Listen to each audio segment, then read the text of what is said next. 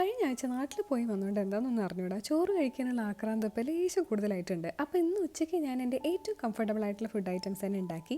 ചോറ്, ചീരുപ്പേരി, കുമ്പളങ്ങ കറി, പനീർ ഫ്രൈ ഒക്കെ കൂട്ടി നല്ല അടിപൊളിയായിട്ട് തന്നെ എൻജോയ് ചെയ്ത് കഴിച്ചു. ഇപ്പോൾ ഞാൻ ഈ പോയിക്കൊണ്ടിരിക്കുന്നത് വരലക്ഷ്മി പൂജയ്ക്കാണ് കേട്ടോ. ഞാൻ കൺസൾട്ടേഷന് പോകാനുള്ള മാമിൻ്റെ വീട്ടിലേക്ക് തന്നെ ഇൻവൈറ്റ് ചെയ്തിട്ടുണ്ടായിരുന്നു. ബാംഗ്ലൂർ വന്നതിന് ശേഷമാണ് ഈ വരലക്ഷ്മി പൂജേനെ കുറിച്ചൊക്കെ ഞാൻ അറിയുന്നത്. അവിടെ പൂജയൊക്കെ കഴിഞ്ഞ ശേഷം ഫുഡൊക്കെ കഴിച്ചു. അങ്ങനെ കുറച്ച് നേരം അവിടെ വർത്തമാനമൊക്കെ പറഞ്ഞിരുന്നിട്ട് ഞാൻ തിരിച്ച് വീട്ടിലേക്ക് പോന്നു.